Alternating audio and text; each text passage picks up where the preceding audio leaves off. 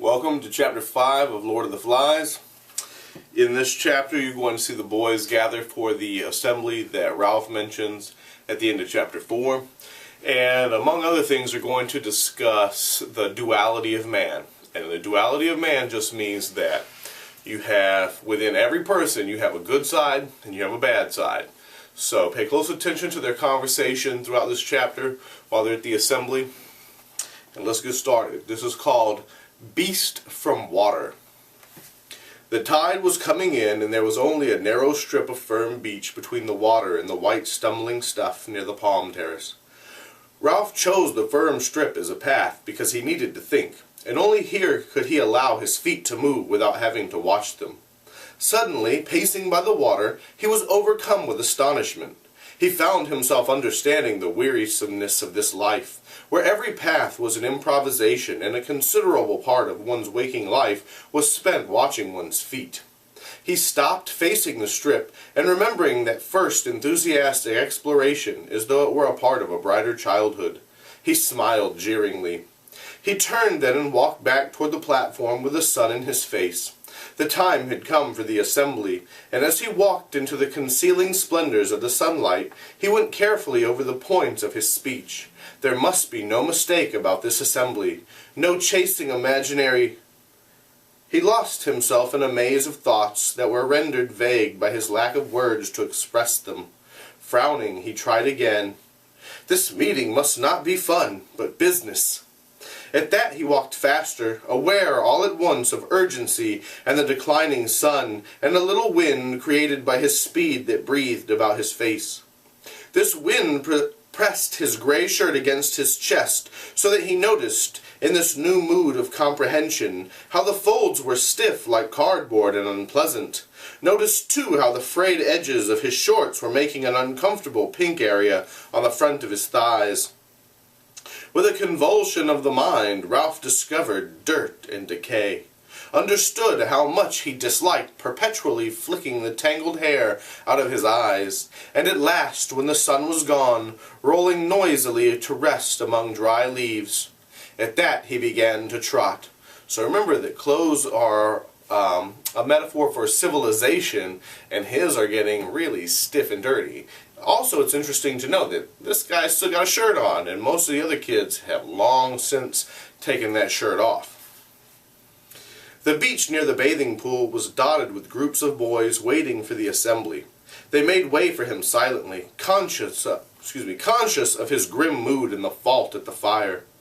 The place of assembly in which he stood was roughly a triangle, but irregular and sketchy, like everything they made. First there was the log on which he himself sat, a dead tree that must have been quite exceptionally big for the platform. Perhaps one of those legendary storms of the Pacific had shifted it there. This palm trunk lay parallel to the beach, so that when Ralph sat he faced the island, but to the boys was a darkish figure against the shimmer of the lagoon. The two sides of the triangle of which the log was base were less evenly defined. On the right was a log polished by restless seats along the top, but not so large as the chief's and not so comfortable. On the left were 4 small logs, one of them, the farthest, lamentably springy. Assembly after assembly had broken up in laughter when someone had leaned too far back, and the log had whipped and thrown half a dozen boys backwards into the grass. Yet now he saw no one had the wit, not himself, nor Jack, nor Piggy, to bring a stone and wedge the thing, so they would continue enduring the ill-balanced twister, because... Again he lost himself in deep waters. Grass was worn away in front of each trunk, but grew tall and untrodden in the center of the triangle. Then at the apex the grass was thick again, because no one sat there. All round the place of assembly the gray trunks rose, straighter leaning, and supported the low roof of leaves. On 2 sides was the beach, behind, the lagoon in front, the darkness of the island. Ralph turned to the chief's seat. They had never had an assembly as late before. That was why the place looked so different. Normally the underside of the green roof was lit by a tangle of golden reflections, and their faces were lit upside down, like Ralph thought when you hold an electric torch in your hands. He's talking about having a flashlight and holding it below your chin so that you look kind of scary. But now the sun was slanting in at one side, so that the shadows were where they ought to be.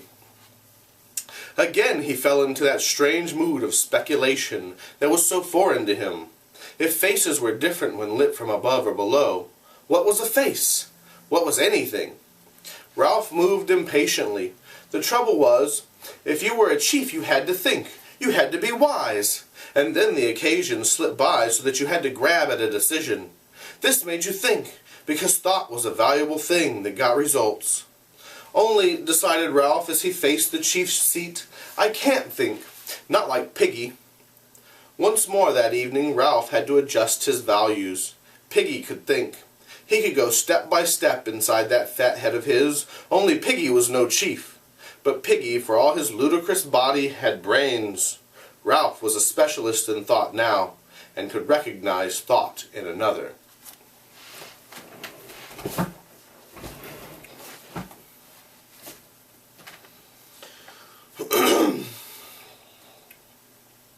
The sun in his eyes reminded him how time was passing, so he took the conch down from the tree and examined the surface. Exposure to the air had bleached the yellow and pink to near white and transparency. Ralph felt a kind of affectionate reverence for the conch, even though he had fished the thing out of the lagoon himself. He faced the place of assembly and put the conch to his lips. The others were waiting for this and came straight away. Those who were aware that a ship had passed the island while the fire was out were subdued by the thought of Ralph's anger, while those, including the little ones who did not know, were impressed by the general air of solemnity. The place of assembly filled quickly.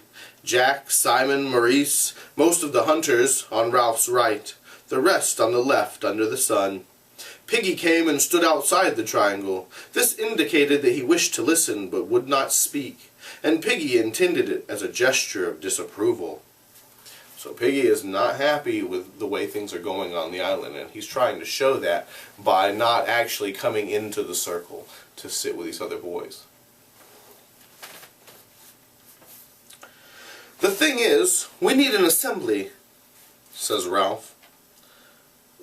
The thing is, we need an assembly, says Ralph.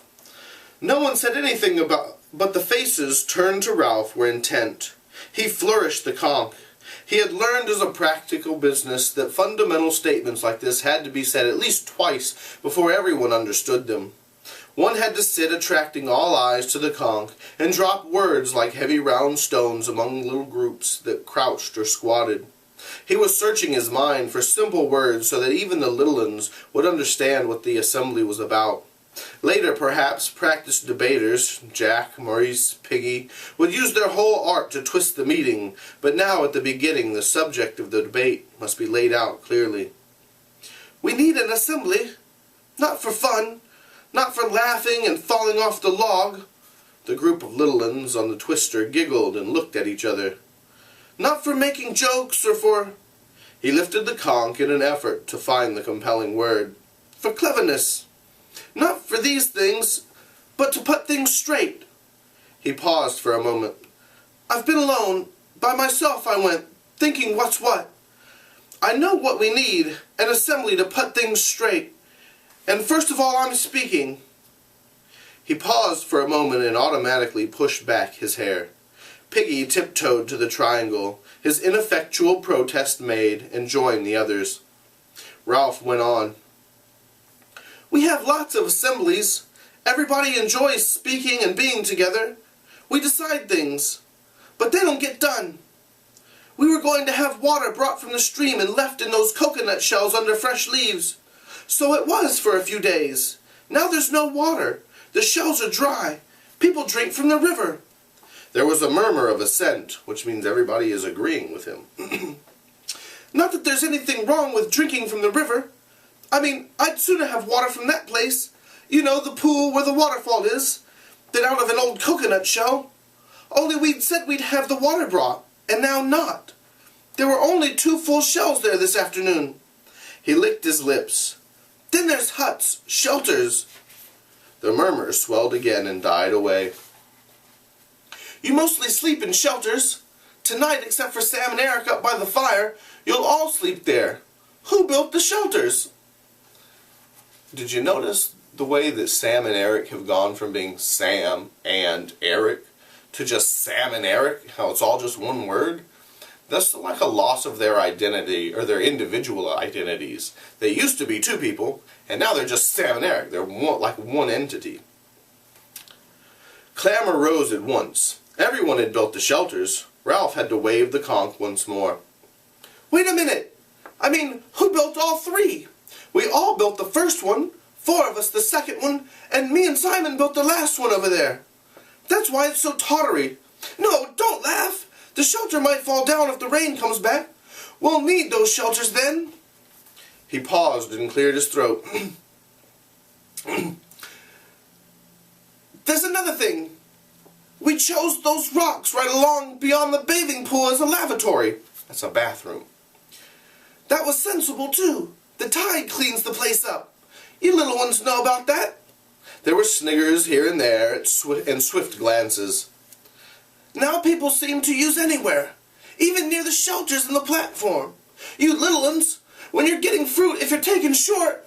The assembly roared. The assembly is laughing pretty loud here because when he says if you're taken short, that means, uh-oh, you gotta go to the bathroom like right now. I said, if you're taken short, you keep away from the fruit. That's dirty. Laughter rose again. I said that's dirty. He plucked at his stiff gray shirt. That's really dirty. If you're taken short, you go right along the beach to the rocks, see? Piggy held out his hands for the conch, but Ralph shook his head. His speech was planned, point by point. We've all got to use the rocks again. This place is getting dirty. He paused. The assembly, sensing a crisis, was tensely expectant. And then, about the fire. Ralph let out his spare breath with a little gasp that was echoed by his audience. Jack started to chip a piece of wood with his knife and whispered something to Robert, who looked away. The fire is the most important thing on the island. How can we ever be rescued except by luck if we don't keep a fire going? Is a fire too much for us to make? He flung out an arm. Look at us! How many are we? And yet we can't keep a fire going to make smoke. Don't you understand? Can't you see we ought to die before we let the fire out? There was a self-conscious giggling among the hunters. Ralph turned on them passionately. You hunters! You can laugh, but I tell you the smoke is more important than the pig. However often you kill one. Do all of you see? He spread his arms wide and turned to the whole triangle. We've got to make smoke up there, or die! He paused, feeling for his next point. And another thing. Someone called out, Too many things! There came a mutter of agreement. Ralph overrode them. And another thing. We nearly set the whole island on fire. And we waste time rolling rocks and making little cooking fires.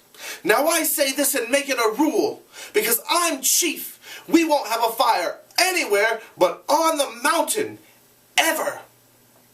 There was a row immediately. Boys stood up and shouted, and Ralph shouted back. Because if you want a fire to cook fish or crab, you can jolly well go up the mountain. That way we'll be certain. Hands were reaching for the conch in the light of the setting sun. He held on and leapt on the trunk. All this I meant to say. Now I've said it. You voted me for chief. Now you do what I say.